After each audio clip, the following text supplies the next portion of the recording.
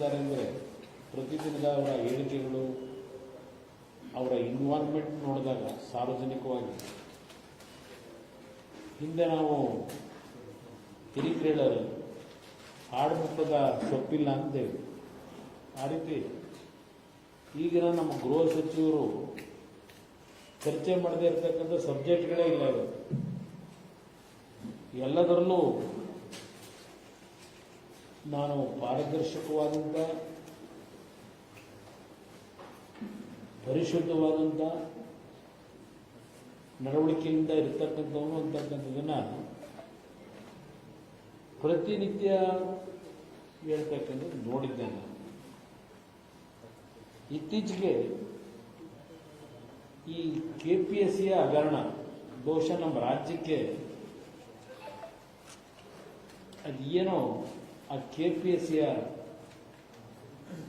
ಸಂಸ್ಥೆ ಬಗ್ಗೆ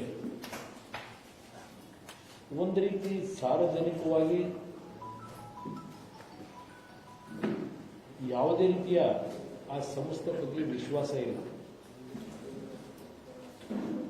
ಹಲವಾರು ವರ್ಷಗಳಿಂದ ಈ KPSCಯ ಕರ್ಮಕಾಂಡಗಳು ಹಗರಣ ಅಂತ ಹೇಳಿ ಕೆಲವು ಸಂದರ್ಭದಲ್ಲಿ ರಾಜಕೀಯವಾಗಿ ದುರ್ಬಳಕೆ ಮಾಡಿಕೊಂಡಿದ್ದಾರೆ. ಆ ಸಂಸ್ಥೆಗೆ ಸದಸ್ಯರುಗಳನ್ನ ನೇಮಕ ಮಾಡತಕ್ಕಂಥ ಸರ್ಕಾರಗಳು ಸಹ ಒಂದು ಉತ್ತಮವಾದಂತಹ ಸದಸ್ಯರುಗಳನ್ನು ನೇಮಕ ಮಾಡತಕ್ಕಂಥದ್ದನ್ನು ಬಿಟ್ಟು ಇತ್ತೀಚೆಗೆ ಆ ಸದಸ್ಯರಿಗೂ ಒಂದು ರೇಟ್ ಫಿಕ್ಸ್ ಮಾಡ್ಕೊಂಡ್ಬಿಟ್ಟಿದ್ದಾರೆ ಇತ್ತೀಚಿನ ಸರ್ಕಾರಗಳಲ್ಲಿ. ಒಂದು ಕಾಲದಲ್ಲಿ ಒಂದು ಅತ್ಯಂತ ಗೌರವಿತವಾದ ಹೆಸರಿದ್ದಂಥ ಸಂಸ್ಥೆ ಅದು.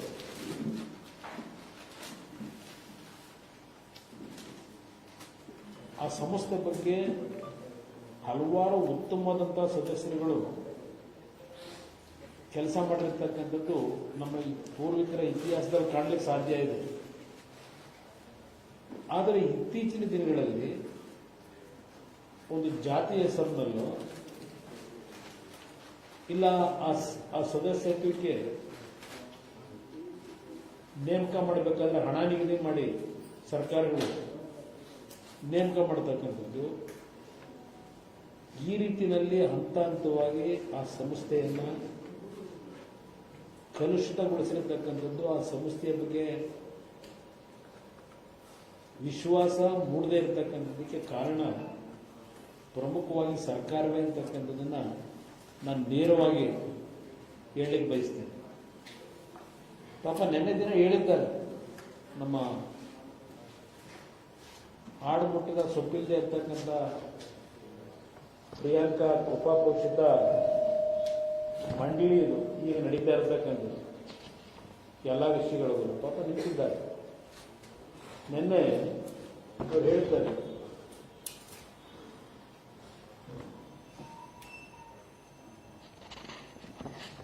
ಏನ್ ಹೇಳ್ತಾರೆ, ಇದು ಬೇಲಿಯೇ ಎದ್ದು ಹೊಲ ಮೇಯ್ದಂತ ಪ್ರಕರಣ. ಬೇಲಿ ಎದ್ದು ಹೊಲ ಮೇಯ್ದರೆ ಏನು ಮಾಡಲು ಸಾಧ್ಯ? ಪರಿಸ್ಥಿತಿ ನಮ್ಮ ಕೈಲಿ ಇಲ್ಲ. ಇಲ್ಲಿ ಎರಡು ವಿಚಾರ, ನನಗೆ ಸ್ವತಂತ್ರವಾಗಿ ಈ ವಿಚಾರ ಬಿಟ್ಟರೆ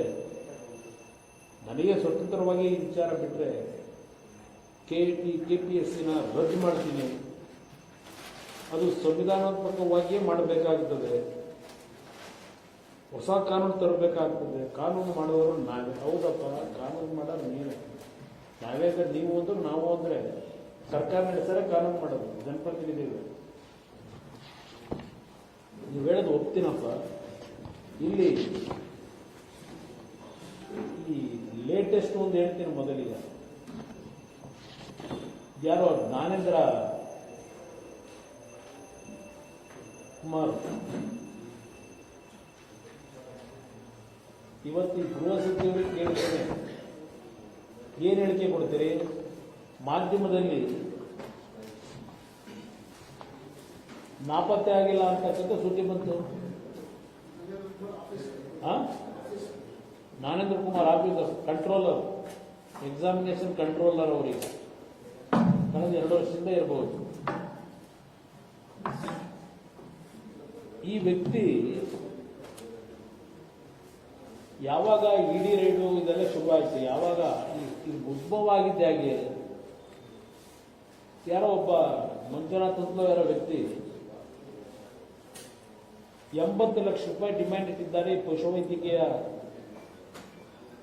ಅಭ್ಯರ್ಥಿಗಳನ್ನು ಆಯ್ಕೆ ಮಾಡಲಿಕ್ಕೆ.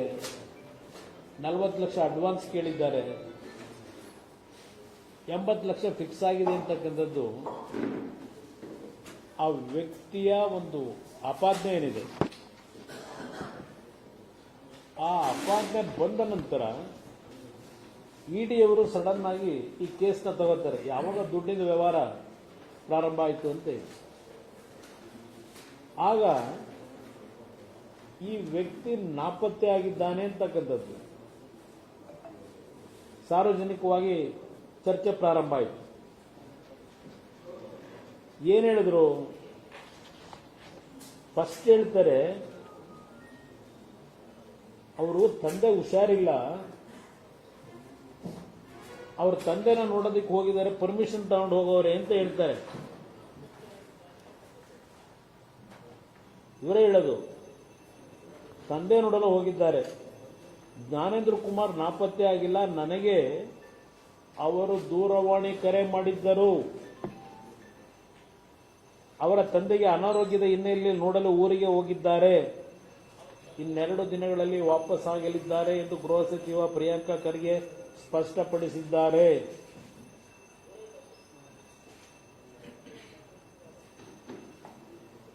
ಈ ಬಗ್ಗೆ ಇಮೇಲ್ ಮುಖಾಂತರ ಮೇಲಿನ ಅಧಿಕಾರಿಗಳಿಗೂ ತಿಳಿಸಿದ್ದಾರೆ ಅಂತೇಳಿ ಹೇಳಿಕೆ ಕೊಟ್ಟವರೇ ನಮ್ಮ ಗೃಹ ಸಚಿವರು ಪ್ರಿಯಾಂಕ ಖರ್ಗೆ.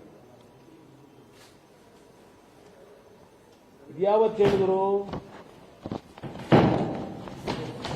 23ನೇ ತಾರೀಕು. 25ನೇ ತಾರೀಕು ಏನ್ ಹೇಳ್ತಾರೆ? ಜ್ಞಾನೇಂದ್ರ ಎಲ್ಲಿದ್ದಾರೋ ಗೊತ್ತಿಲ್ಲ, ಖರ್ಗೆ ಉಲ್ಟಾ.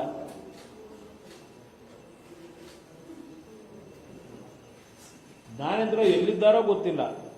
ಜ್ಞಾನೇಂದ್ರ ಕುಮಾರ್ ತಮ್ಮ ತಂದೆಗೆ ಅನಾರೋಗ್ಯ ಎಂದು ಹುಟ್ಟೂರಿಗೆ ತೆರಳುವುದಾಗಿ ಹೇಳಿದ್ದರು. ಈಗ ಅವರು ಎಲ್ಲಿದ್ದಾರೋ ನನಗೆ ಗೊತ್ತಿಲ್ಲ.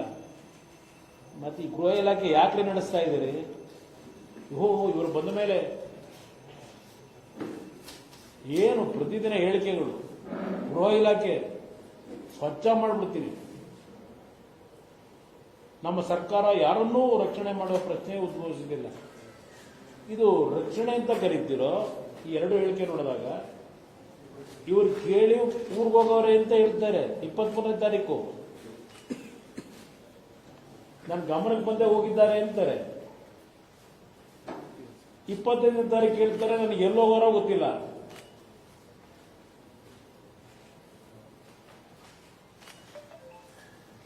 ಇದು ಗ್ರೇಟ್. ಅವ್ರ ಹೋಮ್ ಮಿನಿಸ್ಟರ್ ಏನು ಪರಿಶುದ್ಧ ಮಾಡ್ತಾರಂತೆ.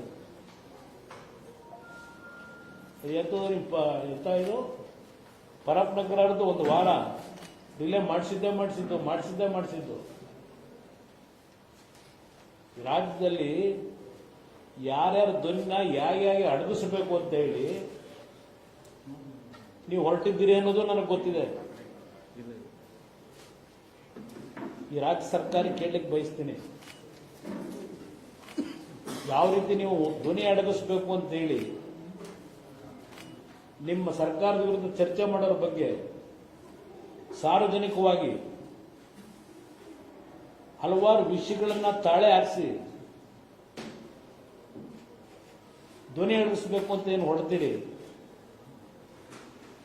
ಖರ್ಗೆ ಅವರೇ, ನಮ್ಮ ಧ್ವನಿ ಯಾರು ಅಡಗಿಸಕ್ಕಾಗಲ್ಲ, ಅಡಗಿಸಕ್ಕಾಗೋದಿಲ್ಲ, ನಿಲ್ಲಿಸ್ಲಿಕ್ಕೆ ಆಗೋದಿಲ್ಲ.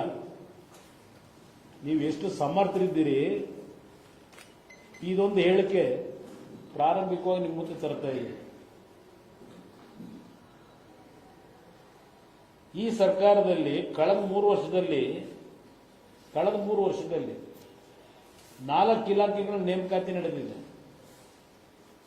ಆ 4 ನೇಮಕಾತಿ ಇಲಾಖೆಗಳಲ್ಲಿ ನಡೀತು. ಆ 4 ಹಣೆ ಬರ ಎಲ್ಲಿಗೆ ತಂದಿಟ್ಟಿದ್ದೀರಿ? ಏನು 75,000 76,000 ಸರ್ಕಾರಿ ನೌಕರನ್ನ ಆಯ್ಕೆ ಮಾಡ್ಕೊತಾರಂತೆ. ಎಷ್ಟು ದಿವಸ ಆಯ್ತು ಹೇಳಿ? ಸಿದ್ದರಾಮಯ್ಯನ ಕಾಲದಲ್ಲೇ ಹೇಳಿದ್ರಿ. ಯಾರೇ ಹೆಚ್ಚು ಕಡಿಮೆ 7 ತಿಂಗಳು 8 ತಿಂಗಳು 1 ವರ್ಷ ಆಯ್ತಾ ಬರ್ತೇನೋ. 75-76 ಸಾವಿರ ಯುವಕರಿಗೆ ಉದ್ಯೋಗ ಕೊಡ್ತೀವಿ ಅಂತ ಕರೆದ್ರೆ ಹೇಳಿ, ಏನೇನು ನಡೆಸ್ತಾ ಇದ್ದೀರಿ? ಯಾವ ರೀತಿ ಪರಿಶುದ್ಧವಾಗಿ ಈ ಕೆಪಿಎಸ್ಸಿ ಮುಖಾಂತರ ನಡೀತಾ ಇದೆ? ಇದನ್ನ ಇವತ್ತು ಕೇಳಲಿಕ್ಕೆ ಈ ಸರ್ಕಾರಕ್ಕೆ ಬಯಸ್ತೀನಿ. ಮುಖ್ಯಮಂತ್ರಿಗಳು ಹೇಳ್ತಾರೆ, ಈ ರಾಜ್ಯದಲ್ಲಿ ಭ್ರಷ್ಟಾಚಾರ ಇನ್ನು ಮುಂದಕ್ಕೆ ನಡೆಯೋ ಪ್ರಶ್ನೆ ಇಲ್ಲ, ನಡೆಯಕ್ಕೆ ಬಿಡಲ್ಲ.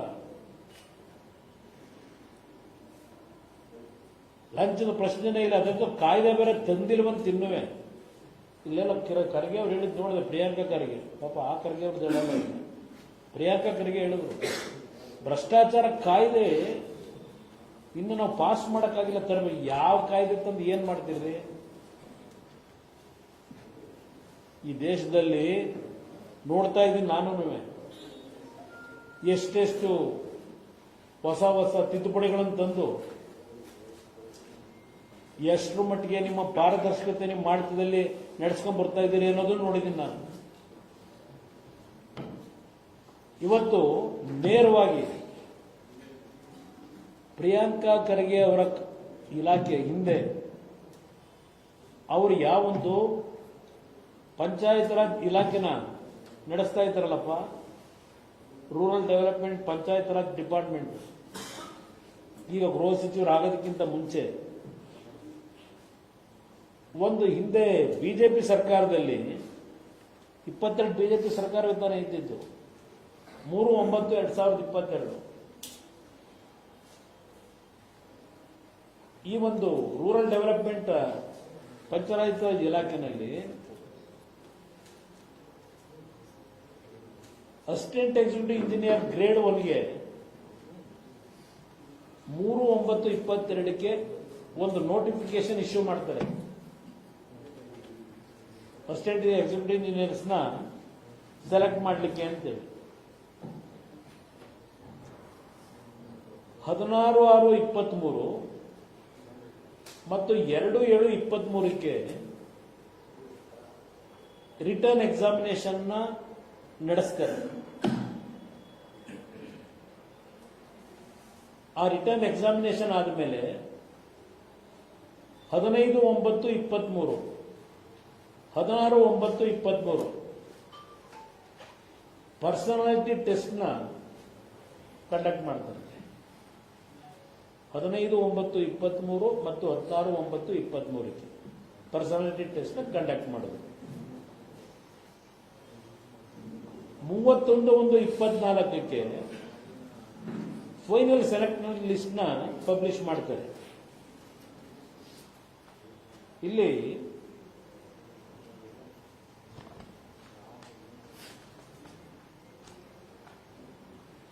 ಏನೋ ಒಂದು 31/1/24ಕ್ಕೆ ಫೈನಲ್ ಲಿಸ್ಟ್ ನ ಸೆಲೆಕ್ಟ್ ಮಾಡೋದಕ್ಕಿಂತ ಮುಂಚೆ ಒಂದು ಪ್ರಿಲಿಮಿನರಿ ಸೆಲೆಕ್ಷನ್ ಲಿಸ್ಟ್ ನ ಅನೌನ್ಸ್ ಮಾಡ್ತಾರಲ್ಲ, ಪ್ರಾವಿಷನಲ್ ಲಿಸ್ಟ್, ಅದು ಮಾಡಿದ ಮೇಲೆ ಒಂದು ಸಾರ್ವಜನಿಕವಾಗಿ 7 ದಿನದಲ್ಲಿ ಯಾರಿಗಾದ್ರೂ ಈ ಒಂದು ಪ್ರಾವಿಷನಲ್ ಲಿಸ್ಟ್ ನಲ್ಲಿ ಪಬ್ಲಿಕೇಶನ್ ಏನಾಗಿದೆ ನಿಮ್ಗೆ ಅನುಮಾನ ಇದ್ದು ಇದರಲ್ಲಿ ಏನಾದರೂ ಲೋಪದೋಷಗಳಿದೆ ಅಂತಕ್ಕಂತಿದ್ರೆ ಯಾರು ಬೇಕಾದ್ರೂ ದೂರು ಸಲ್ಲಿಸಬಹುದು ಅಂತ ಹೇಳಿ ತಕರಾರು ಅರ್ಜಿ ಇದ್ರೆ 7 ದಿನದಲ್ಲಿ ಕೊಡಿ ಅಂತ ಹೇಳಿ ಅನೌನ್ಸ್ ಮಾಡ್ತಾರೆ. ಅದು ಅನೌನ್ಸ್ ಮಾಡಿದಾಗ 25/9ಕ್ಕೆ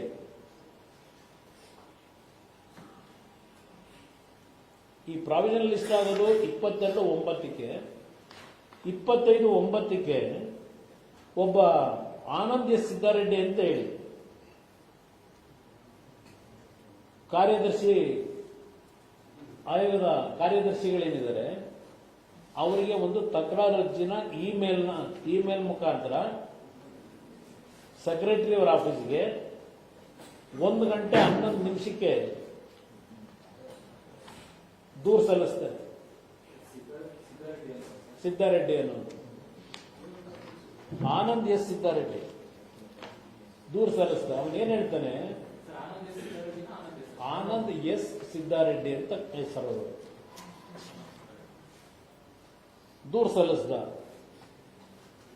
ಅವನೇನ್ ಹೇಳ್ತಾನೆ, ಈ ಸೀರಿಯಲ್ ನಂಬರ್ ಕ್ಯಾಂಡಿಡೇಟ್ಸ್ ಏನು ಪ್ರಾವಿಷನಲ್ ಲಿಸ್ಟ್ ನಲ್ಲಿ ಆಗಿದ್ದ ಸೆಲೆಕ್ಷನ್ ಆಗಿದ್ದಾರಲ್ಲ 1, 2, 3, 4, 6, 7, 8 and 9, ಇಲ್ಲಿ ಒಬ್ಬ ಸೀರಿಯಲ್ ನಂಬರ್ ಹೈದರಾಬಾದ್ ಕರ್ನಾಟಕದಂತೂ ಇನ್ನೊಂದಿದೆ. ಇದೇನ್ ಹೇಳ್ತಾನೆ, that the candidates at serial number 1, 2, 3, 4, 6, 7, 8, 9 from RPC and the candidates at serial number 1 from Hyderabad Karnataka, ಈ ಪ್ರಾವಿಷನಲ್ ಲಿಸ್ಟ್ ನಲ್ಲಿ ಏನಿದ್ದಾರೆ ಇವರು ಯಾವುದೇ ಎಕ್ಸಾಮ್ಗಳಲ್ಲಿ ಪಾಸ್ ಎಂದೂ ಆಗಿರಲಿಲ್ಲ, ಇಂಥವ್ರನ್ನೆಲ್ಲ ಸೆಲೆಕ್ಟ್ ಮಾಡಿದ್ದಾರೆ.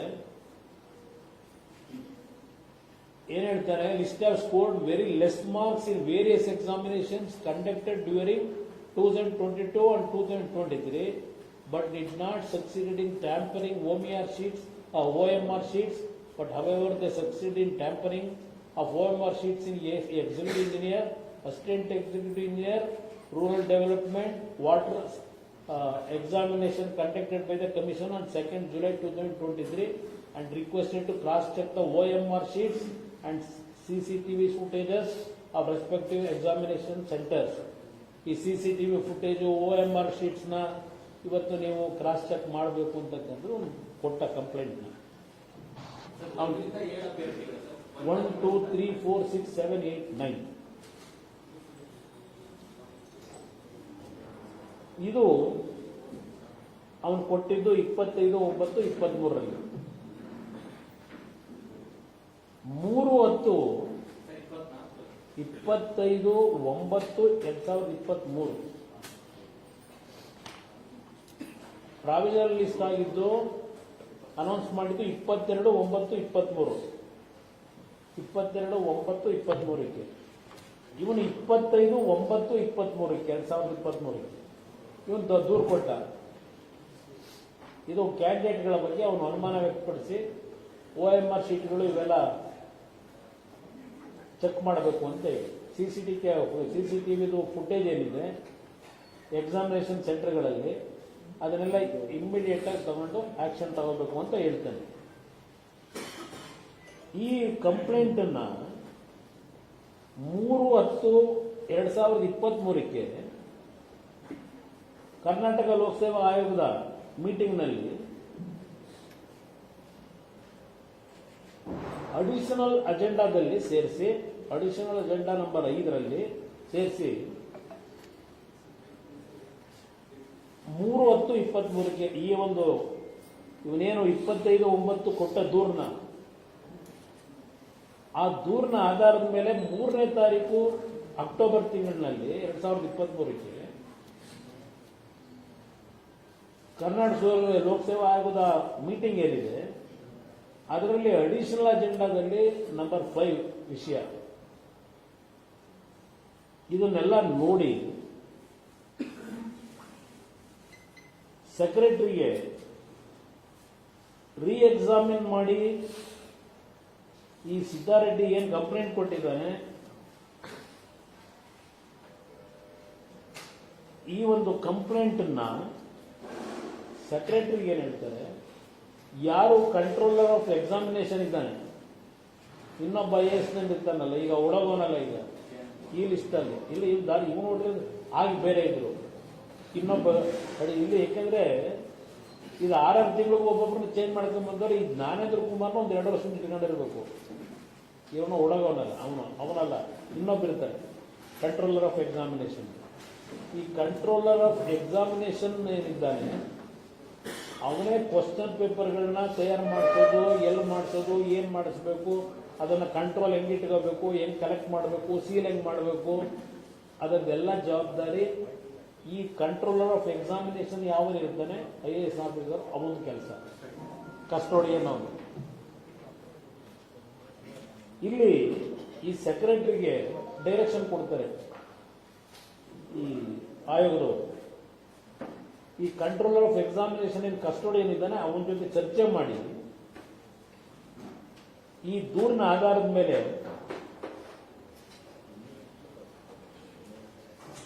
ತನಿಖೆ ಆಗಬೇಕು ಅನ್ನೋದಕ್ಕೆ ಆದೇಶ ಮಾಡ್ತಾರೆ.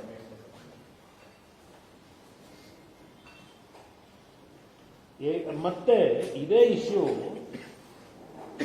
ಮತ್ತೆ 10/10/2023 ಇನ್ನೊಂದು ಮೀಟಿಂಗ್ ಆಗುತ್ತೆ.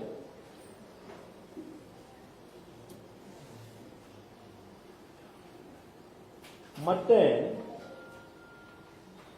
ಅವರೇನ್ ಹೇಳ್ತಾರೆ, 10/10/2023 ಸೆಕ್ರೆಟರಿಗೆ ಡೈರೆಕ್ಷನ್ ಕೊಡ್ತಾರೆ,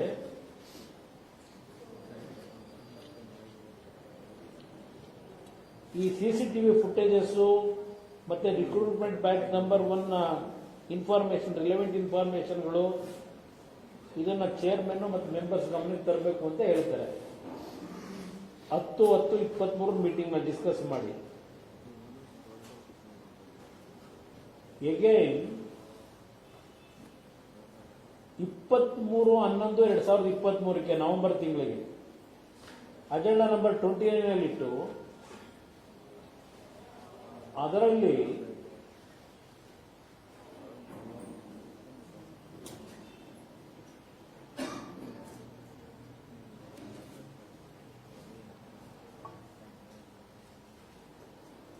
ಈ 23/11/23 ಮೀಟಿಂಗ್ ನಲ್ಲಿ ಅವತ್ತಿನ ಸೆಕ್ರೆಟರಿ ಏನೇನು ನಾವು ಈ 9 ಜನ ಕ್ಯಾಂಡಿಡೇಟ್ಗಳದು ಪ್ರಾವಿಷನಲ್ ಸೆಲೆಕ್ಷನ್ ಲಿಸ್ಟ್ ಅಲ್ಲಿ ಏನಿದ್ರು ಅದ್ರ ಬಗ್ಗೆ ಆ ರೆಕಾರ್ಡ್ ವೆರಿಫಿಕೇಶನ್, ಸಿಸಿಟಿವಿ ಫುಟೇಜಸ್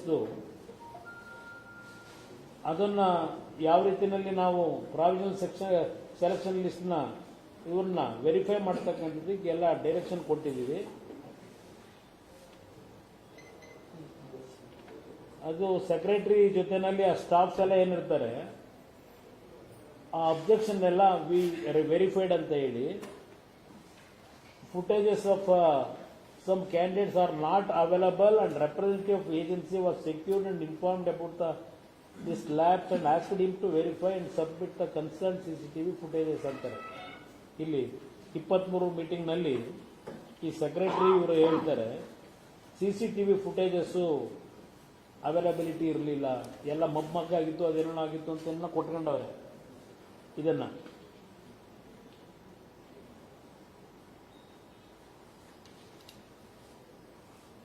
ಇದು 2 ತಿಂಗಳ ಹಿಂದೆ ಈ ಪ್ರಾವಿಷನಲ್ ಸೆಲೆಕ್ಷನ್ ಲಿಸ್ಟ್ ಪಬ್ಲಿಷ್ ಆಗಿರೋದು 2 ತಿಂಗಳ ಹಿಂದೆ. ಈಗ ಇದು 2 ತಿಂಗಳಿಂದ ಇದೇನು ಎಲೆಕ್ಷನ್ ಪ್ರಾವಿಷನಲ್ ಲಿಸ್ಟ್ ಆಗಿದೆ, 2 ತಿಂಗಳ ಆದ ಮೇಲೆ ಈ ಕಂಪ್ಲೇಂಟ್ಗಳ ಆಧಾರದ ಮೇಲೆ there is no meaning in withholding the final selection list and insisted the commission to approve final selection list. ಇದೇನು ಉಪಯೋಗ ಬರೋದಿಲ್ಲ. ಈಗಾಗಲೇ 2 ತಿಂಗಳಿಂದನೇ ಪ್ರಾವಿಷನಲ್ ಲಿಸ್ಟ್ ಅನೌನ್ಸ್ ಆಗಿದೆ.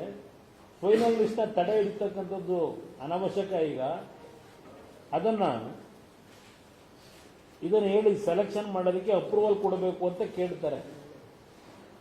ಬಟ್ ನಮ್ಮ ಆಯೋಗದವರು ಅಪ್ರೂವಲ್ ಕೊಡಲ್ಲ. ಸೆಕ್ರೆಟರಿ 2 ತಿಂಗಳಿಂದ ಇದೆಲ್ಲ ಆಗೋಗಿರೋದು, ಈಗ ಇಟ್ಕೊಂಡು ಏನ್ ಮಾಡ್ತೀರಿ, ಅಪ್ರೂವಲ್ ಕೊಟ್ಬಿಡೋದು ಒಳ್ಳೇದು ಫೈನಲ್ ಲಿಸ್ಟ್ಗೆ ಅಂತ ಹೇಳಿ, ಅದಕ್ಕೆ ಅವ್ರು ಕೊಡಲ್ಲ.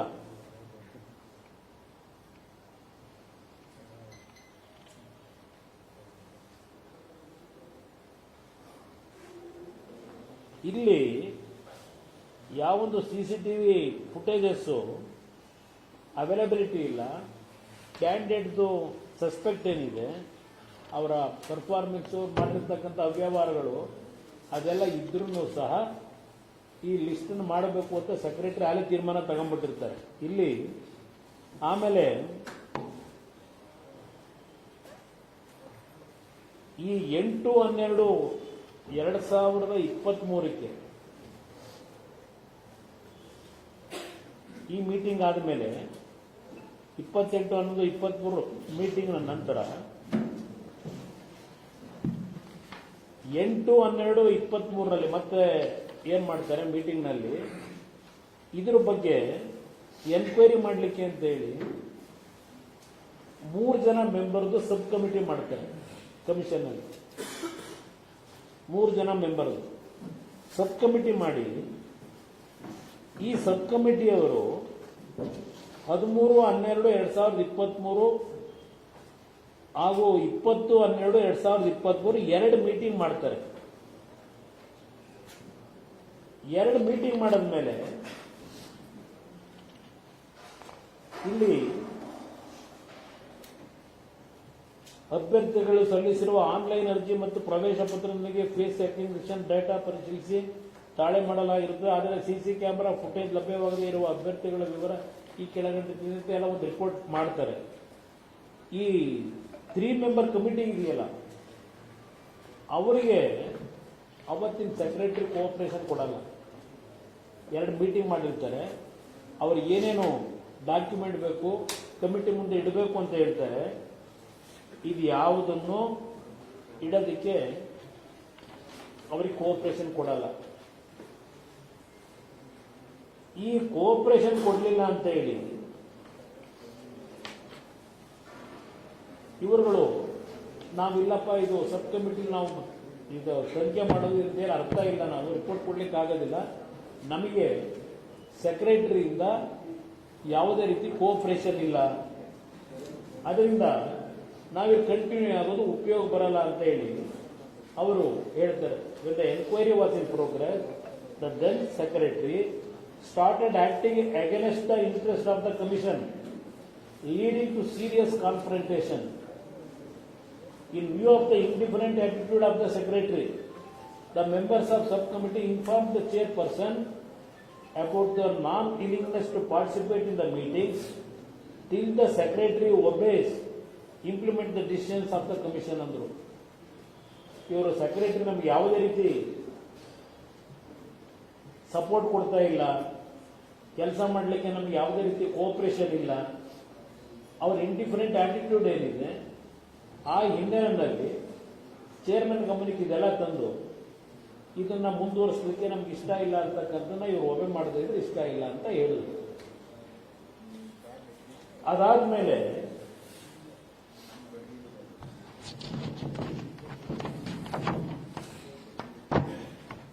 ಇನ್ನೊಂದು ಮೀಟಿಂಗ್ ಕರೆದ್ರು ಚೇರ್ಮನ್. ಅಲ್ಲಿ ಕರೆದು 31/1/2024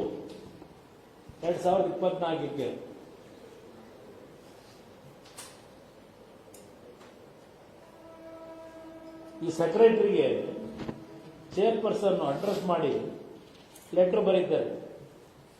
ಏನ್ ಹೇಳ್ತಾರೆ?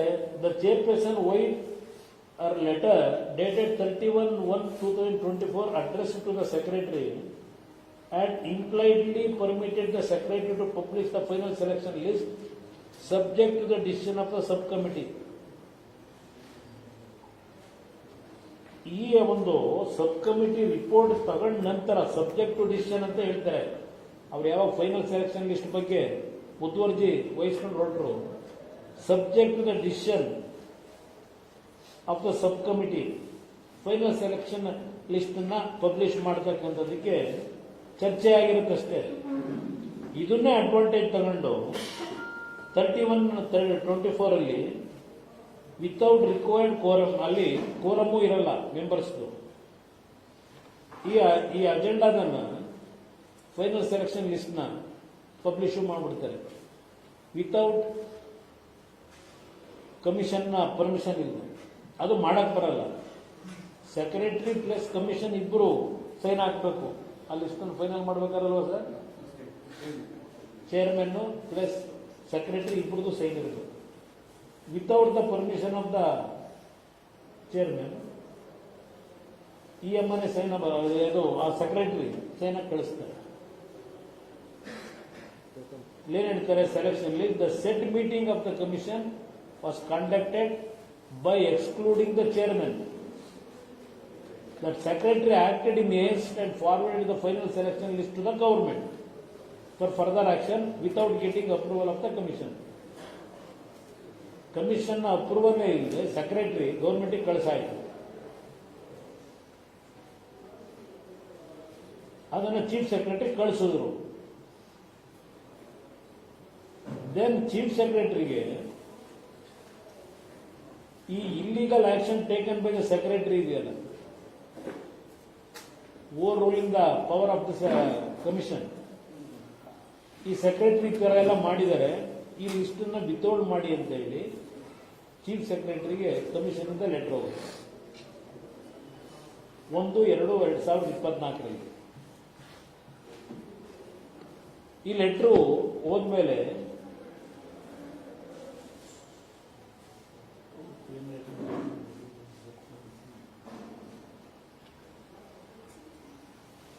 ಇದನ್ನ ಏನು 1/2/24 ಈ ಸಬ್ ಕಮಿಟಿ ಇನ್ನೊಂದು ಮಾಡಿರ್ತಾರಲ್ಲ, ಅವರು ಲೆಟರ್ ಬರೀತಾರೆ ಚೇರ್ಮನ್ಗೆ, without sub committee report, chairman permission ಇಲ್ಲದೆ ಫೈನಲ್ ಸೆಲೆಕ್ಷನ್ ಲಿಸ್ಟ್ ನ ಕಳಿಸಿರ್ತಕ್ಕಂಥದ್ದು ನಮ್ಮ ನಾಲೆಡ್ಜಿಗೆ ಬಂದಿದೆ ಅಂತೇಳಿ ಲೆಟರ್ ಬರೆದ್ರು ಸಬ್ ಕಮಿಟಿಯವರು. ಅಲ್ಲಿ ಕಮಿಷನರ್ ಏನಿರ್ತಾರೆ, ನಿಮ್ಮ ಚೇರ್ಮನ್ ಸೆಕ್ರೆಟರಿ, ಚೀಫ್ ಸೆಕ್ರೆಟರಿಗೆ ಬರೀತಾರೆ ಒಂದು ಲೆಟರ್ನ, ಇದನ್ನ ವಿತರಣೆ ಮಾಡಿ ಅಪ್ರೂವ್ ಮಾಡಬೇಡಿ ಅಂತೇಳಿ ಸೆಲೆಕ್ಷನ್ ಲಿಸ್ಟ್ನ. ಇಲ್ಲಿ ಈ ಸಬ್ ಕಮಿಟಿನಲ್ಲಿ ಇದೇನು ಲೂಪ್ ಹೋಲ್ಸ್ಗಳಿದೆ ಇದೆಲ್ಲ 15/3/24 15/3/24 ಫಸ್ಟ್ ಮೀಟಿಂಗ್ ಏನು ಎಂಡ್ ಆಗುತ್ತೆ, ಈ 19/3/24 ಈ ಸಬ್ ಕಮಿಟಿಯವರು carbon copies, OMR from candidates ಇದನ್ನೆಲ್ಲ ಎನ್ಕ್ವೈರಿ ಮಾಡ್ತಾರೆ.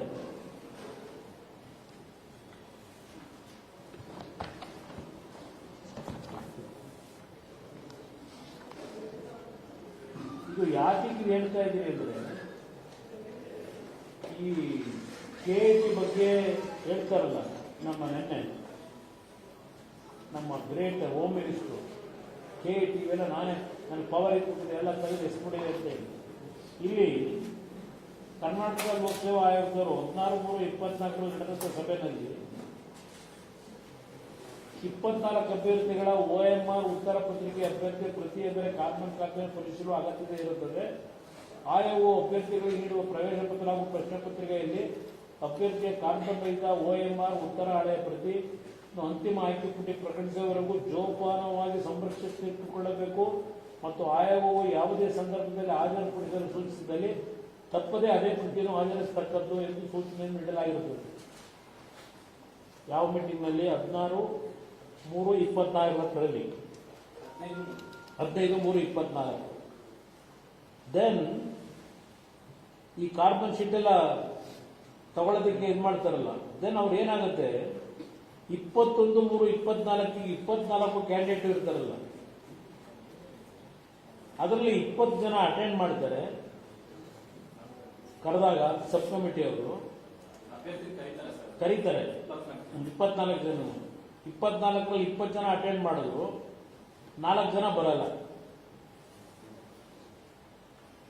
ಇದಾದ ಮೇಲೆ ಏನಾಗುತ್ತೆ, ಇದನ್ನೆಲ್ಲ ಅವರು ಪರೀಕ್ಷೆ ಮಾಡಿದ್ರೆ OMR ಕಾರ್ಬನ್ ಕಾಪಿ ಎಲ್ಲ 25/3/24 they decided to refer this all material to scientific investigation. OMR sheet ಇರ್ಬೋದು, ಕಾರ್ಬನ್ ಕಾಪಿ ಇರ್ಬೋದು, ಇದನ್ನೆಲ್ಲ ಫೊರೆನ್ಸಿಕ್ ಸೈಂಟಿಫಿಕ್ ಇದಕ್ಕೆ ಕಳಿಸ್ತಾರೆ ಇನ್ವೆಸ್ಟಿಗೇಷನ್.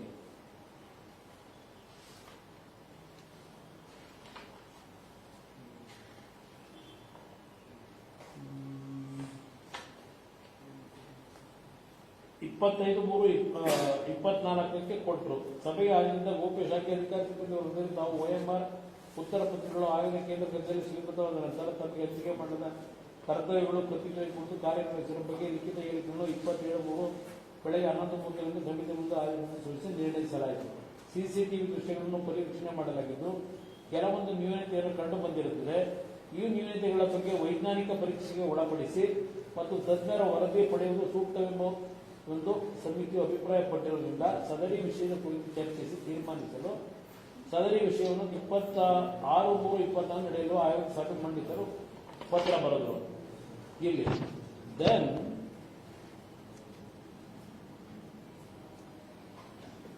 26/3 ಈ cabinet sub committee cabinet sub committee of commission ಈ ಪ್ರಪೋಸಲ್ಗಳೇನು ಕೊಟ್ಟಿರ್ತಾರೆ ಅದನ್ನೆಲ್ಲ ಅಪ್ರೂವ್ ಮಾಡ್ತಾರೆ. ದೆನ್ ಕಾರ್ಯದರ್ಶಿಯವರು 18/5/24 ಈ DPR ಒಂದು ಪತ್ರ ಬರೀತಾರೆ. DPRಗೆ 18/5 ಒಂದು ಪತ್ರ ಬಂದು ಗ್ರಾಮೀಣ ಕುಡಿಯುವ ನೀರು ಮತ್ತು ನೈರ್ಮಲ್ಯ ಇಲಾಖೆಯಲ್ಲಿ ಸಹಾಯಕ ಕಾರ್ಯಪಾಲಕ ಇಂಜಿನಿಯರ್ 18+7 ರಚಿಸಲಾಗಿರುವ ಉಪ ಸಮಿತಿಯ ವರದಿ ಹುದ್ದೆಗಳ ನೇಮಕಾತಿಗೆ ಸಂಬಂಧಿಸಿದಂತೆ ಅಭ್ಯರ್ಥಿಗಳ OMR ಮತ್ತು CCTV ದೃಶ್ಯಗಳ ಬಗ್ಗೆ ತಜ್ಞರ ಅಭಿಪ್ರಾಯ ಕೋರುವ ಬಗ್ಗೆ ಅನುಮತಿ ಕೋರುವ ಬಗ್ಗೆ ಅಂತ ಹೇಳಿ ಈ DPR ಬರೀತಾರೆ ಪತ್ರ.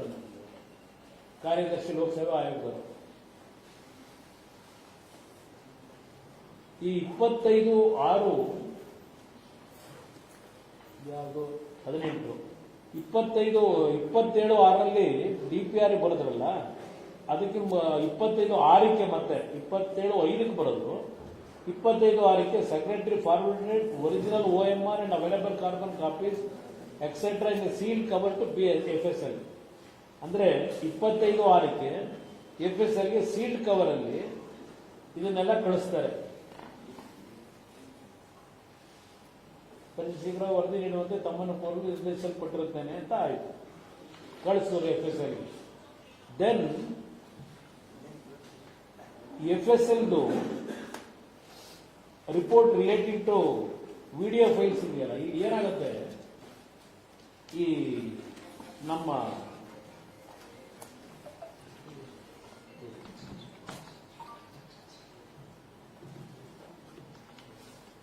OMR ಶೀಟ್ಗಳಿದೆಯಲ್ಲ, ಇದರಲ್ಲಿ ಎಲ್ಲ ಡೀಟೇಲ್ ಏನು ರಿಪೋರ್ಟ್ ಕೊಟ್ಟಿದ್ದಾರೆ FSLದು, ಇದು ಒರಿಜಿನಲ್. ಈ ರೀತಿ OMR ಶೀಟಲ್ಲಿ ಅವರೇನು ಅದು ಬ್ಲೂ ಪೆನ್ನು ಬ್ಲ್ಯಾಕ್ ಪೆನ್ನಲ್ಲಿ ಬರೆದ್ರೆ ಏನಾಗುತ್ತೆ ಅಂತ ಒಂದು ರಿಪೋರ್ಟ್ ಕೊಡ್ತಾರೆ. ಬ್ಲೂ ಪೆನ್ನಲ್ಲೇ ಈ ಮಾರ್ಕ್ ಮಾಡಬೇಕು ಅನ್ನೋದು OMR ಶೀಟ್ಗಳಲ್ಲಿ.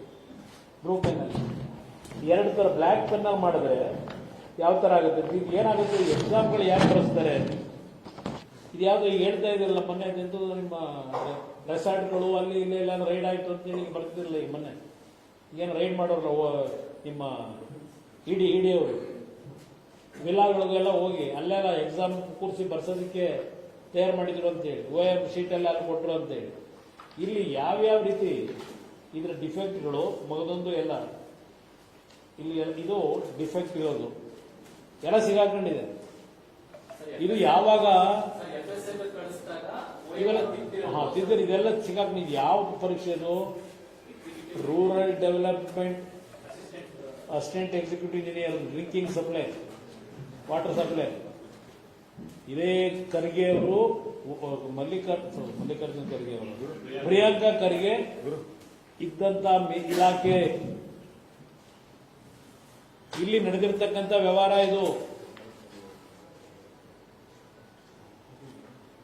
ಇಲ್ಲಿಗಲ್ ವೇನಲ್ಲಿ 16 ಜನಕ್ಕೆ 24 ಜನಕ್ಕೆ ಇದು ಅವ್ಯವಹಾರ ಆಗಿದೆ ಅಂತೇಳಿ ಗೊತ್ತಾದ ಮೇಲೂ ಕೋರ್ಟ್ ಆದೇಶಗಳ ನಡುವೆನೂ ತರಾತುರಿಲಿ ಇಷ್ಟೆಲ್ಲ ಕೊಡಬಾರದು ಅಂತ DPR ಲೆಟರ್ ಬರೆದ್ರು ಅಪಾಯಿಂಟ್ಮೆಂಟ್ ಕೊಟ್ಟಿದ್ರಲ್ಲಪ್ಪ. ಇಲ್ಲಿ ಅಪಾಯಿಂಟ್ಮೆಂಟ್ ಕೊಟ್ಟಿದ್ರಲ್ಲ ನನಗೆ ಹೇಳಿದೆ, ಯಾಕೆ ತರಾತುರಿಲಿ ಕೊಟ್ರಿ ಅಪಾಯಿಂಟ್ಮೆಂಟ್ ನ?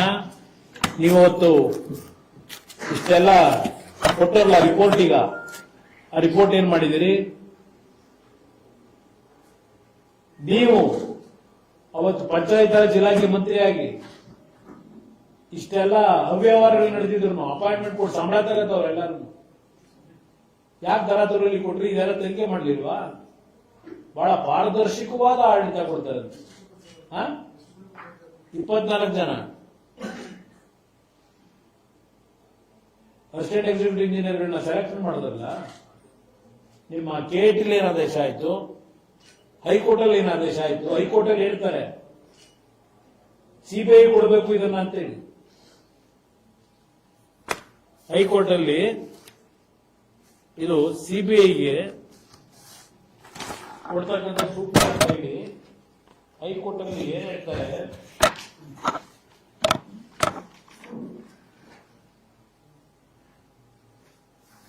Mr. Lakshminarayan and Bhagwan, learned senior advocates appearing for the petitioner, insist that the investigation should be handed to the CBI and not to any state agencies. High court ಅಲ್ಲಿ ಆಗಿರೋ ಚರ್ಚೆ ಇದು.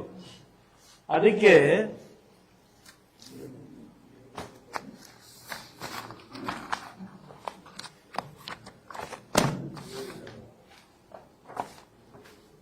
ಇಲ್ಲಿ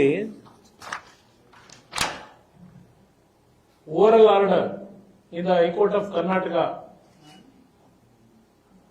all parties to these proceedings are put to notice that court may explore the possibility of entrusting investigation to the Central Bureau of Investigation established under the Delhi Special Police Establishment Act 1946. We request P. Prasanna Kumar, Learned Standing Counsel for CBI, NIA to graciously be available in the court hall when these proceedings are taken up for hearing, so that if any urgent information is required or immediate action needs to be taken, time may not be wasted in accomplishing the avoidable formalities. 19/3/25 oral orders ಮಾಡ್ತಾರೆ. ಏನು RSS account ಕೇಳದೆ ಪ್ರತಿನಿತ್ಯ ಯಾವ account ಕೇಳಿ ಏನ್ರಿ ನೀವು ಮಾಡಿರೋ ಕೆಲಸಕ್ಕೆ ನೀವೇ ಉತ್ತರ ಕೊಡ್ತೀರಿ. ಏನಾದ್ರೂ ನಿಮಗೆ ಅಲ್ಪ ಸ್ವಲ್ಪ ನಿಮ್ ನಾಲ್ಗೆ ಪದಬಳಕೆ ಮಾಡುತ್ತಲ್ಲ, ಆ ನಾಲ್ಗೆ ಗೌರವ ಕೊಡಬೇಕು ಅಂದ್ರೆ ಯು ಮಸ್ಟ್ ರಿಸೈನ್ ಇಮಿಡಿಯೇಟ್ಲಿ. ಪಾರದರ್ಶಕ ಆಡಳಿತ ತೋರಿಸಬೇಕು ಅಂದ್ರೆ, ಮಾಡಬೇಕು ಅಂದ್ರೆ ಇಲ್ಲೆಲ್ಲ ಇದೆ. ಇಲ್ಲಿ ಏನೇನಾಗಿದೆ ರಿಪೋರ್ಟ್ಗಳು ಇಷ್ಟೆಲ್ಲ ಬಂದ್ರು ಇದರಲ್ಲಿ ಯಾಕೆ ನೀವು ಅಪಾಯಿಂಟ್ ಮಾಡಿದ್ರಿ? ಅದೇ 2014-15 ಯಾವ್ದೋ ಒಂದು ಕಂಪ್ಲೇಂಟ್ ಬಂತು ಹೇಳಿ 362 ಜನದ ಅಪಾಯಿಂಟ್ಮೆಂಟ್ ನ ಸ್ಟಾಪ್ ಮಾಡಿದ್ರಲ್ಲ.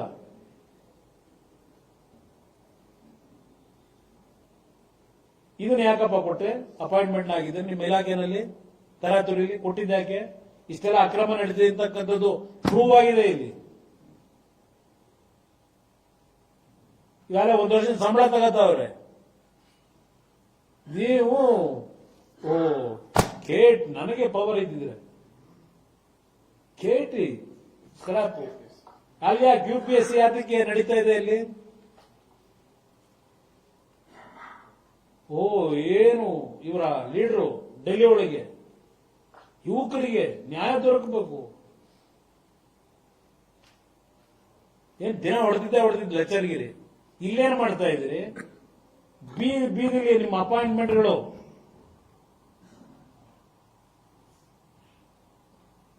ಇವತ್ತು ನೀವು ನೇಮಕ ಮಾಡಬೇಕು. 18 ಜನ ಮೆಂಬರ್ಸ್ ಇವತ್ತು ಈ ಸರ್ಕಾರದಲ್ಲಿ ಮಾಡಿರೋದು KPSC ಮೆಂಬರ್ಗಳನ್ನ 18 ಜನ. ಯಾವ ಆಧಾರದ ಮೇಲೆ ಮಾಡಿದ್ರಿ ನಿಮ್ ಸಚಿವ ಸಂಪುಟಗಳಲ್ಲಿ? ಇಷ್ಟೆಲ್ಲ ಮಾತಾಡೋದು ನಿಮ್ ಸಚಿವ ಸಂಪುಟದಲ್ಲಿ ಇದು ನಡೀತಿರೋ ತಪ್ಪು ಅಂತ ನೀವು ಮಾತಾಡೋಕೆ ಯೋಗ್ಯತೆ ಇಲ್ಲ ನಿಮಗೆ?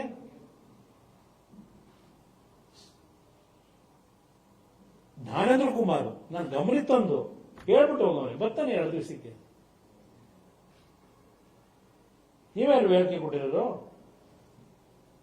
ಗೃಹ ಇಲಾಖೆ ನಿಮಗೆ ಗೊತ್ತಿಲ್ವಾ? ಎಲ್ಲವನ್ನಂತ ಗೊತ್ತಿಲ್ವಾ? ಈಗ ಅಲ್ಲಿ ಎಷ್ಟು ಶಿಸ್ತುಬದ್ಧವಾಗಿ ನಿಮ್ಮ ಇಲಾಖೆ ನಡೀತಾ ಇದೆ. ನೀವು ಬಂದ ಮೇಲೀಗ ಇದು ಈಗಾಗಲೇ ರಿಪೋರ್ಟ್ ಬಂದಿರತಕ್ಕಂಥದ್ದಕ್ಕೆ ಎಲ್ಲಾ ರೀತಿಯಲ್ಲಿ ಇದು ಅಕ್ರಮ ಅಂತಕ್ಕಂಥದ್ದು ಗೊತ್ತಿದ್ದು ಇವ್ರನ್ನ ಅಪಾಯಿಂಟ್ಮೆಂಟ್ ಮಾಡಿದಿರಲ್ಲಪ್ಪ. ನೀವು ಪರಿಶುದ್ಧವಾಗಿದ್ದೀರಾ? ಇದನ್ನ ಈ ಸರ್ಕಾರ ಕೇಳಲಿಕ್ಕೆ ಬಯಸ್ತೀನಿ. ಯಾತಕ್ಕೆ ಇದನ್ನ ಕೊಟ್ಟಿದ್ದೀರಿ? ಅಪಾಯಿಂಟ್ಮೆಂಟ್ ಹೆಂಗ್ ಕೊಟ್ರಿ? ಇಲ್ಲ ಇದರಲ್ಲಿ ಏನ್ ನಡೆದಿದೆ ತನಿಖೆ ಮಾಡಿ ಹೇಳ್ತೀರಾ? ಇದು ಈ ರಾಜ್ಯದಲ್ಲಿ ಎಲ್ಲಾ ಸಂಸ್ಥೆಗಳನ್ನ ಕೂಲಿಗೆಡಿಸಿರೋದು. ಸಂಸ್ಥೆಗಳು ಕೂಲಿಗೆಟ್ಟಿಲ್ಲ, ಕೂಲಿಗೆಡಿಸ್ತಾ ಇರೋರು ನೀವು. ನೀವು ಸರಿಯಾಗಿದ್ರೆ ಆ ಸಂಸ್ಥೆಗೆ ಮೆಂಬರ್ಗಳನ್ನ ಆಯ್ಕೆ ಮಾಡಬೇಕಾದ್ರೆ ಸರಿಯಾದ ವ್ಯಕ್ತಿಗಳನ್ನು ನೀವು ಆಯ್ಕೆ ಮಾಡಿದ್ರೆ ಪ್ರಾಮಾಣಿಕರನ್ನ ಯಾತಕ್ಕಾಗುತ್ತೆ? ಇವತ್ತು ಮಾರಾಟಕ್ಕೆ ಇಟ್ಟಿದ್ದೀರಿ ಈ ಸದಸ್ಯತ್ವ, ಕೆಪಿಎಸ್ಸಿ ಸದಸ್ಯತ್ವನೂ ಅದಕ್ಕೆ ಮೌಲ್ಯ ಫಿಕ್ಸ್ ಮಾಡ್ಕೊಂಡು ನೀವು ಮೆಂಬರ್ಗಳು ಮಾಡ್ತೀರಿ. ಎಷ್ಟು ಕೊಡಬೇಕು ನಿಮಗೆ? ಯಾವ ತರ ನಡೀತಿದೆ ಇವತ್ತು ಬೀದಿ ಬೀದಿಲಿ ಚರ್ಚೆ ಇದೆ, ಯಾವ ತರ ನಡೀತದೆ ಅಪಾಯಿಂಟ್ಮೆಂಟ್ ಅಂತೇಳಿ. 18 ಜನ ಅವಶ್ಯಕತೆ ಇದೆಯಾ ಇಲ್ಲಿ? ಆ 18 ಜನಕ್ಕೆ ಅಲ್ಲಿ ಕುರ್ಚಿ ಇದೆಯೋ ಗೊತ್ತಿಲ್ಲ, ಕುರ್ಚಿ ಟೇಬಲ್ ರೂಮ್ಗಳಿದಾವೋ ಇಲ್ಲೋ ಗೊತ್ತಿಲ್ಲ. ವಿಕಾಸಸೌಧದಲ್ಲಿ ಆ ಮರದ ಕೆಳಗೆ ಕೂತ್ಕೊತಾರೆ ಗೊತ್ತಿಲ್ಲ ಮೆಂಬರ್ಗಳು ಹೋಗಿ ಅಲ್ಲಿ ಹೋದ್ರೆ ಜಾಗ ಇಲ್ಲದೆ. ಉದ್ಯೋಗ ಸೌಧ 18 ಜನ ಮೆಂಬರ್ಸು ಯಾರಪ್ಪ ಮಾಡಿದ್ದು? ಇವರು ಕೊಟ್ಟು ಬಿಟ್ರೆ ಕೆಪಿಎಸ್ಸಿನ ಇದನ್ನ ಪವರ್ ಇದ್ರೆ ಇನ್ನೇನು ಪವರ್ ಇದಕ್ಕಿಂತ ಏನ್ ಕೊಡಬೇಕು ನಿಮಗೆ? ಸಿಐಡಿ ತನಿಖೆ ಯಾವ ತನಿಖೆ ಸರಿ ಮಾಡಿದ್ರಿ? ಎಷ್ಟು ತನಿಖೆ ಇವತ್ತು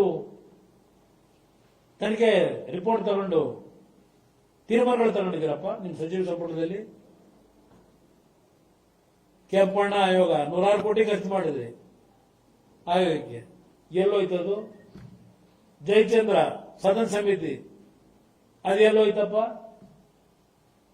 2014 ಕೆಪಿಎಸ್ಸಿ ಸಿಐಡಿ ತನಿಖೆ ಅದೆಲ್ಲೋಯ್ತಪ್ಪ? ತನಿಖೆ ಯಾರು ದುಡ್ಡು ತಗೊಂಡ್ರಪ್ಪ?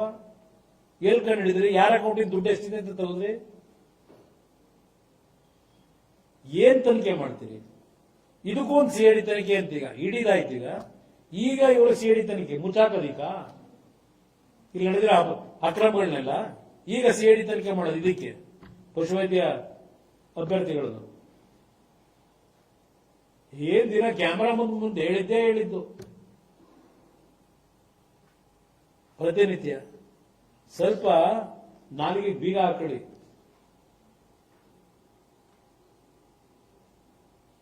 ಇದನ್ನ ಯಾಕೆ ಹೇಳ್ತಾ ಇದ್ದೀನಿ ಅಂದ್ರೆ ನಿಮ್ಮ ಇಲಾಖೆ, ನೀವು ನಡೆಸಿದ ಇಲಾಖೆ ಅಕ್ರಮದಲ್ಲಿ ಇವತ್ತು ಅಭ್ಯರ್ಥಿಗಳನ್ನ ಅಪಾಯಿಂಟ್ ಮಾಡ್ತಕ್ಕಂಥದ್ದು ಏನಿದೆ, ಸೆಕ್ರೆಟರಿ ಕಂಟಿನ್ಯೂಸ್ ಆಗಿ ಅವ್ರ ಪವರ್ನ ಓವರ್ ರೂಲ್ ಮಾಡ್ಕೊಂಡು ಕೆಪಿಎಸ್ಸಿಗೆ ಇರೋದನ್ನ ಇಷ್ಟ ಬಂದಂಗೆ ನಿಮ್ಗೆ ಲಿಸ್ಟ್ ಕಳಿಸ್ಕೊತಾರೆ. ಏನ್ ಆಕ್ಷನ್ ತಗೊಂಡಿದ್ರಿ? ಅವ್ರ ಮೇಲೆ ರಾಜ್ಯದ ಮೇಲೆ ಕಳಿಸಿದ್ರಿ. ಯಾವ ಅಧಿಕಾರಿಗಳ ಮೇಲೆ ತಪ್ಪು ಮಾಡಿರೋದಕ್ಕೆ ಏನ್ ಆಕ್ಷನ್ ತಗೊಂಡಿದ್ರಿ? ಈಗ ಇದ್ಯಾವುದು ಜ್ಞಾನೇಂದ್ರ ಗಂಗವಾರ ಗಂಗವಾರು ನೋಡೋಣ, ಗೊತ್ತಾಗುತ್ತಲ್ಲ ಏನ್ ತಗೋತೀರಿ ಆಕ್ಷನ್? ಸಿಐಡಿ ತನಿಖೆ ಮಾಡಿ. ಇದು ಏನ್ ನಡೆದಿದೆ ಹೇಳಿ ಜನಗಳ ಮುಂದೆ. ನಿಮ್ ಕಾಲದಲ್ಲಿ ಏನ್ ಮಾಡಿದಿರಿ? ಅದರಿಂದ ನಾನೇ ಹರಿಶ್ಚಂದ್ರ ಇನ್ಯಾರಿಲ್ಲ, ಬಹಳ ಪರಿಶುದ್ಧವಾಗಿ ಆಡಳಿತ ನಡೆಸೋನು. ಇದೆಲ್ಲ ನಿಲ್ಲಿಸಿ ಗೊತ್ತಿದೆ ನನಗೂ ಇದನ್ನ ಹೆಂಗ್ ಸರಿಪಡಿಸಬೇಕು. ನಾನು ಈ ನಾಡಿನ ಯಾವೊಂದು ನಿರುದ್ಯೋಗಿಗಳಿದ್ದೀರಿ, ನೀವ್ ಎದ್ದೇಳದೇ ಇದ್ರೆ ಈ ನಿರುದ್ಯೋಗಿಗಳು ನಿಮ್ ಉದ್ಯೋಗ ದೊರಕೋದು ಅಷ್ಟು ಸುಲಭ ಇಲ್ಲ. ಇಲ್ಲಿ ಮನೆ ಮಠ ಹಾಳು ಮಾಡ್ಕೊಂಡು 1 ಕೋಟಿ 2 ಕೋಟಿ ದುಡ್ಡು ಕೊಟ್ಟು ಇಲ್ಲಿ ಅಪಾಯಿಂಟ್ಮೆಂಟ್ ತಗೊಂಡು ಯಾರ ತರ ಹೊಡಿತೀರ ಮೇಲೆ ನೀವು? ಯುವಕರಿಗೆ ನಾನು ಹೇಳಕ್ ಬಯಸ್ತೀನಿ, ಇಲ್ಲೆಲ್ಲೋ ನಾನೊಂದು ಸಂಪಾದಕೀಯ ನೋಡಿದೆ. ಕೆಪಿಎಸ್ಸಿ ರಾಜಕೀಯ ಹಸ್ತಕ್ಷೇಪದ ತಡೆ ಅಗತ್ಯ. ಹೌದು, ಬರೆದಿದೆ, ದೊಡ್ಡ ಆರ್ಟಿಕಲ್ ಇದೆ ಎಡಿಟೋರಿಯಲ್. ಯಾರು ಈ ರಾಜಕೀಯ ಹಸ್ತಕ್ಷೇಪನ ತಡಿಬೇಕು?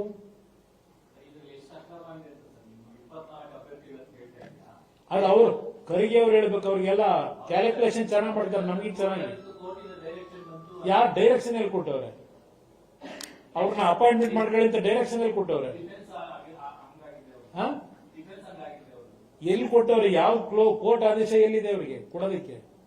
ಈ ಅಕ್ರಮ ನಡೆದಿದೆ ಅಂತ ಗೊತ್ತಾದ ಮೇಲೂ ಮತ್ ನಿಮ್ ಜವಾಬ್ದಾರಿ ಏನು? ಸರ್ಕಾರದ್ದು, ನಿಮ್ಮ ಇಲಾಖೆಗೆ ಸರಿತದು, ನೀವು ತಗೋಬೇಕಲ್ಲ ಡಿಸಿಷನ್.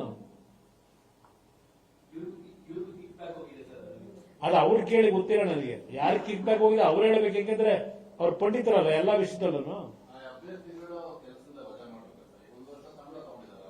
ಅದನ್ನೇ ಹೇಳ್ತಾ ಇರೋದು. ಏನ್ ಆಕ್ಷನ್ ತಗೋತೀಯಪ್ಪ? ಇದು ಅಕ್ರಮವಾಗಿ ಸೇರಿದವರು ರಿಪೋರ್ಟ್ ಇದೆ. ನಿಮ್ಮ OMR ಶೀಟ್ಗಳನ್ನ ಯಾವ ರೀತಿ ಮಿಸ್ಯೂಸ್ ಮಾಡ್ಕೊಂಡ್ರು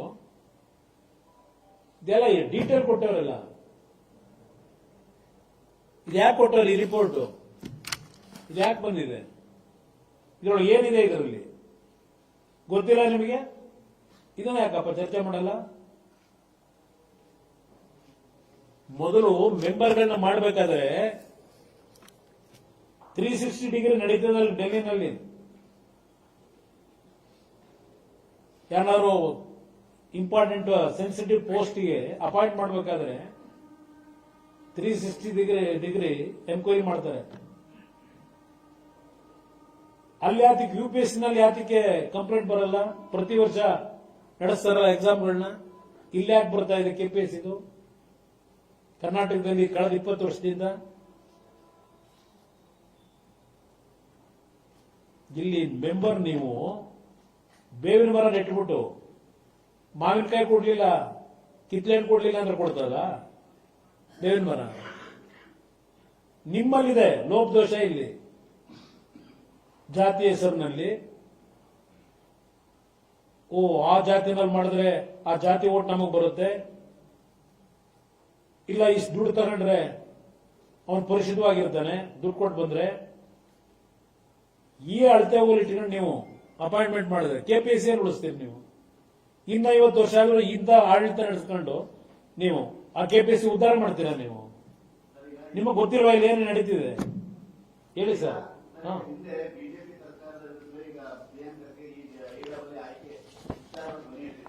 ಇದು ಬಿಜೆಪಿ ಸರ್ಕಾರದಲ್ಲಿ ಅದು ಓನ್ಲಿ ನೋಟಿಫಿಕೇಶನ್ ಮಾಡಿದ್ರು. ಆಮೇಲೆಲ್ಲ ನಡೆದಿದ್ದು ಇವರು ಸಚಿವರಾದ ಮೇಲೆ ನಡೆದಿರೋದು ಇವೆಲ್ಲ. ಬಿಜೆಪಿ ಸರ್ಕಾರದ ಓನ್ಲಿ ನೋಟಿಫಿಕೇಶನ್, ಅದು ಎಕ್ಸಾಮ್ ನೋಟಿಫಿಕೇಶನ್. ಅದರಲ್ಲಿ ಯಾವ ತರ ನಡ್ಕೋಬೇಕು, ಆ ಅಭ್ಯರ್ಥಿಗಳು ಎಕ್ಸಾಮ್ ಬರೆಯೋರು ಯಾವ ರೀತಿ ನಡಿಬೇಕು, ಪ್ರತಿಯೊಂದು ಗೈಡ್ಲೈನ್ಸ್ ಇಟ್ಟವ್ರೆ. ಆ ಗೈಡ್ಲೈನ್ಸ್ ಗಳನ್ನ ಗಾಳಿ ತೂರಿರೋ ಯಾರು? ಇದು ಇಲ್ಲಿರ್ತಕ್ಕಂಥ ಲೋಪದೋಷಗಳು.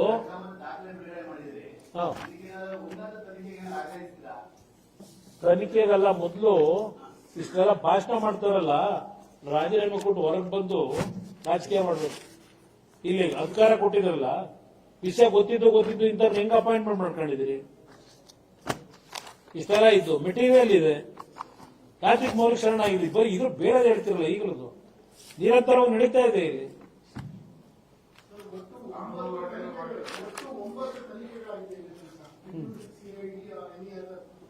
ಇದುವರೆಗೆ ಈ ರಾಜ್ಯದಲ್ಲಿ ಈ SIT ತನಿಖೆಗಳು ಮತ್ತೊಂದು ತನಿಖೆಗಳು ನಡೆಸಿ ದೇವೇಗೌಡರು ಕುಟುಂಬವನ್ನು ಮುಗಿಸ್ಲಿಕ್ಕೆ ಯಶಸ್ವಿ ಆಗಿದ್ದಾರೋ ಹೊರತು ಮುಗಿಸ್ಬೇಕು ಅಂತ ಇನ್ ಯಾವ ತನಿಖೆಗಳು ಈ ರಾಜ್ಯದಲ್ಲಿ ತಾರ್ಕಿಕ ಎಂಟು ತಂದಿದ್ದಾರ?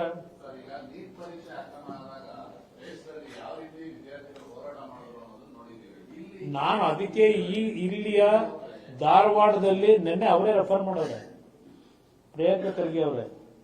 ಧಾರವಾಡದಲ್ಲಿ ನಡೀತಲ್ಲ ನಿರುದ್ಯೋಗದ ಯುವಕರ ಒಂದು ಹೋರಾಟ, ನಿಮ್ಮ ಮುಖಾಂತರ ನಾನು ಈಗಿನ ಈ ಘಟನೆಗಳೇನು ನಡೀತಾ ಇದ್ದಾವೆ, ಯುವಕರಿಗೆ ದಯವಿಟ್ಟು ತಾವು ಕರ್ನಾಟಕ ರಾಜ್ಯ ಸರಿಪಡಿಸಲಿಕ್ಕೆ ನೀವು ಬೀದಿಗೆ ಇಳಿಬೇಕು ಅಂತಕ್ಕಂಥದ್ದನ್ನ ನಿರುದ್ಯೋಗಿಗಳಿಗೆ ನಾನು ಈ ಸಂದರ್ಭದಲ್ಲಿ ನಿಮ್ಮ ಮುಖಾಂತರ ಈಗಿನ ಈ ಘಟನೆಗಳನ್ನು ನೋಡಿದಾಗ ನಾನು ಇಲ್ಲಿಯ ವಿದ್ಯಾರ್ಥಿಗಳು ನಿರುದ್ಯೋಗಿಗಳು ಯಾರಿದ್ದೀರಿ ನಿಮಗೆ ನಾನು ಮನವಿ ಮಾಡ್ತೇನೆ. ಇದನ್ನು ಸರಿಪಡಿಸೋದಕ್ಕೆ ಇಲ್ಲೂ ಕರ್ನಾಟಕದಲ್ಲಿ ಆಗಬೇಕಿದು. ಯಾಕೆ ಮೌನವಾಗವ್ರೆ ಜನ, ಈಗ ಯುವಕರು? ನಾನು ಮನವಿ ಮಾಡ್ತೇನೆ.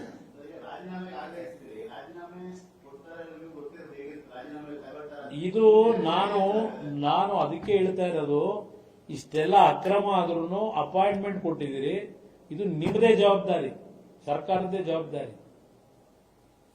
ನಿಮಗೇನಾದ್ರು ಅಲ್ಪ ಸ್ವಲ್ಪ ಮಾತಿಗೂ ಕೃತಿಗೂ ನನ್ನಲ್ಲಿ ಕ್ಲಾರಿಟಿ ಇದೆ ಅನ್ನೋದಿದ್ರೆ, ನಾನು ಪಾರದರ್ಶಕವಾಗಿರ್ತೀನಿ ಅಂತ ನೀವೇನು ಹೇಳ್ತೀರಾ, ಅದಿದ್ರೆ ನಿಮ್ಮ ಮಾತಿಗೂ ನಿಮ್ಮ ಕೃತಿಗೂ ತೀರ್ಮಾನ ಮಾಡಬೇಕು ಅಂತಕ್ಕಂಥದ್ದನ್ನ ನಾನು ಅವ್ರಿಗೆ ಹೇಳಲಿಕ್ಕೆ ಬಯಸ್ತೇನೆ.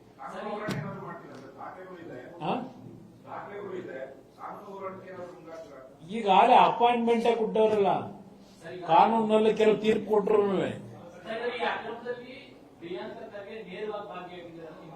ನೇರವಾಗಿ ಅಂದ್ರೆ ಅವ್ರ ಜವಾಬ್ದಾರಿ ಇತ್ತು, ಅವ್ರಿಗೆ ಗೊತ್ತಿರ್ಲಿಲ್ವಾ ಇದೆಲ್ಲ? ಅಪಾಯಿಂಟ್ಮೆಂಟ್ ಕೊಡಬೇಕಾದ್ರೆ ನಿಲ್ಲಿಸಬೇಕಾಗಿತ್ತಲ್ವಾ? ಕೋರ್ಟ್ನಲ್ಲಿ ತೀರ್ಪು ಅಂತಿಮ ಬರೋದಕ್ಕೆ ಮುಂಚೆನೆ ಯಾಕೆ ಅಪಾಯಿಂಟ್ಮೆಂಟ್ ಕೊಟ್ರಿ? ನಡೀತಿದ್ದಾಗ ಅಲ್ಲ, ನೋಡೋಣ ಏನ್ ಮಾಡ್ತಾರೆ ಅವ್ರ ಗಮನಕ್ಕೆ, ಸರ್ಕಾರದ ಗಮನಕ್ಕೆ ತರ್ತೀನಿ, ನಡೆದಿದ್ದೀರಪ್ಪ, ಇದೇನ್ ತೀರ್ಮಾನ ಮಾಡಬೇಕು, ಕೋರ್ಟ್ ಏನ್ ಹೇಳಿದೆ, ಸಬ್ಜೆಕ್ಟ್ ಕೆಲವೆಲ್ಲ ಹೇಳೋರಲ್ವಾ? ಇಷ್ಟೆಲ್ಲ ಆದ್ಮೇಲೆ, ಇಷ್ಟೆಲ್ಲ ರಿಪೋರ್ಟ್ ಕೊಟ್ಮೇಲೆ ಮಾಡಿ, ಈ ರಿಪೋರ್ಟ್ ಯಾಕೆ ಮಾಡಿಸ್ತೀರಿ? ಕಸಲ್ಪುಟ್ಟಿಗೆ ರಿಪೋರ್ಟ್ಗಳನ್ನ ಮಾಡಿಸೋದು ನೋಡಿದ್ವಲ್ಲ, ಹಲವಾರು ರಿಪೋರ್ಟ್ಗಳು ಏನಾದವು. ಇದನ್ನೇ ಕೋರ್ಟ್ ನಲ್ಲಿ ಹೇಳ್ತಾರೆ. ಅದಕ್ಕೆ ನಾನು ಓದದ್ನಲ್ಲ, ಸಿಬಿಐ ಅಡ್ವೊಕೇಟ್ ಅನ್ನು ನೆಕ್ಸ್ಟ್ ಇಯರ್ಗೆ ಬರಬೇಕು, ಅವ್ರಿಗೆ ನೋಟಿಸ್ ಕೊಡಿ, ಅವ್ರಿಗೂ ಬರಕ್ ಹೇಳಿ ಅಂತ ಹೇಳಿ ಆದೇಶ ಮಾಡುತ್ತೆ ಕೋರ್ಟ್ ಅಲ್ಲಿ. ಇದು ಸಿಬಿಐ ಫಿಟ್ ಕೇಸ್, ಇದು ಕೊಡಬೇಕು ಅಂತ ಹೇಳಿ. ನಾನು ಹೇಳ್ತಿರೋದಲ್ಲ, ಕೋರ್ಟ್ ರೆಫರ್ ಮಾಡಿರೋದು ಇದನ್ನ. ಆ ಹುಡುಗರು ಪರವಾಗಿ ಇರೋರು ಹೇಳ್ತಾರೆ ಸಿಬಿಐ ಕೊಟ್ಬಿಡಿ ಅಂತ.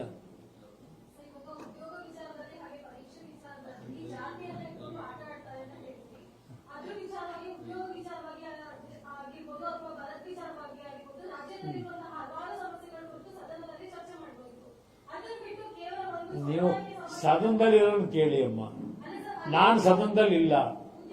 ಈಗ ಸದನದಲ್ಲಿ ಇರೋದು ಶಾಸಕರುಗಳು, ಮಂತ್ರಿಗಳು, ಅವ್ರನ್ನ ಕೇಳಿ. ನಾನು ಕೇಳಿದ್ರೆ ನಾನೇನು ಹೇಳಿ? ನಾನಿದ್ದಿದ್ರೆ ನಮ್ಮ ಸಬ್ಜೆಕ್ಟೇ ಬೇರೆ ಇರ್ತಿತ್ತು. ಇವತ್ತು ಬರಗಾಲ ನೀವು ಹೇಳಿದ್ರಿ, ಹೌದು, ನಿನ್ನೆ ದಿನ ಘೋಷಣೆ ಮಾಡವ್ರೆ, ಬರಗಾಲ ಅಂತ ಘೋಷಣೆ ಮಾಡವ್ರೆ. ಬರಗಾಲಕ್ಕೆ ಏನ್ ಕ್ರಮ ತಗೋತೀವಿ ಅಂತ ಏನಾದ್ರು ಇದೆಯಾ? ಆ ರೈತರು ಇವತ್ತು ಕಷ್ಟಕ್ಕೆ ಒಳಗಾಗಿದಾರಲ್ಲ. ನೋಡಿ ಮೇಡಮ್, ಇವತ್ತು ಒಂದು ಸಬ್ಜೆಕ್ಟ್ ಹೇಳ್ತಾ ಇದ್ದೀನಿ, KPS ಇದು. ಇನ್ನೊಂದು 3-4 ದಿವಸ ಬಿಟ್ಟು ಇನ್ನೊಂದು ಸಬ್ಜೆಕ್ಟ್ ಡೀಟೇಲ್ ಹೇಳ್ತೀನಿ ಮುಂದೆ. ನಾನು ಆ ಕೆಲಸ ಮಾಡಬಹುದು, ಜನಕ್ಕೆ ಎಚ್ಚರಿಸ್ತಕ್ಕಂಥದ್ದಕ್ಕೆ. ನನ್ನ ಡ್ಯೂಟಿ ಏನ್ ಮಾಡಬೇಕು ನಾನು ಮಾಡ್ತೀನಿ ಅಷ್ಟೇ. Thank you madam. ಬೇಡ ಸಾಕು, ಲೇಟ್ ಆಗಿ 12 ಗಂಟೆ